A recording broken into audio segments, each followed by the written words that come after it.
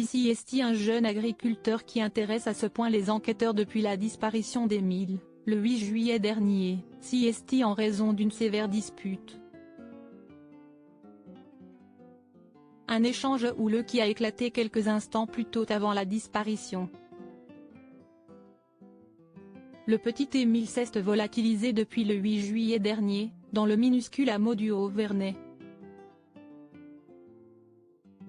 Cet endroit, le petit garçon s'y trouvait en vacances avec sa famille, dans la maison qui possède ses grands-parents maternels.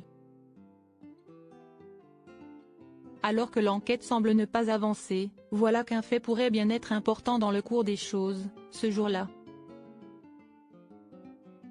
En effet, une dispute a éclaté le matin même de la disparition d'Émile, au hameau du Vernay, nous apprend BFM d'ici, ce jeudi 26 octobre. Un événement plus que troublant qui interroge grandement. Cette affaire qui a poussé les enquêteurs à se focaliser de longs jours sur la perquisition du domicile d'un jeune agriculteur. Rappelons en effet que si aucune piste n'est privilégiée, la maison perquisitionnée, qui n'a rien donné, est celle où vit un adolescent qui habite le hameau rapidement suspecté suite à la dénonciation de certains habitants.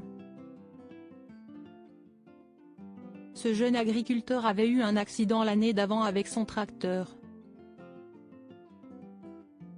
Donc forcément ce sont des choses auxquelles on se raccroche, apprenait-on d'une journaliste du Parisien. Un gamin de 16 ans marqué par l'interrogatoire mais qui avait en fait été ciblé en raison de sa dispute avec un membre du clan du petit Émile, 2 ans et demi.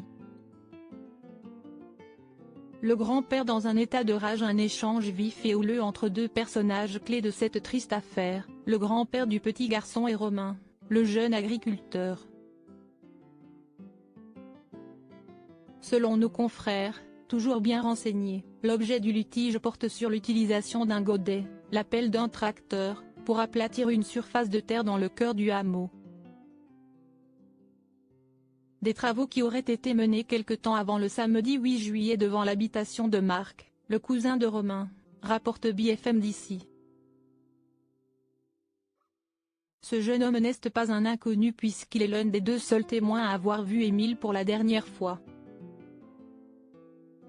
Et le grand-père d'Émile, à la personnalité si autoritaire, s'est mis dans un état de rage lorsqu'il a découvert que ses travaux avaient dégradé l'un de ses murs.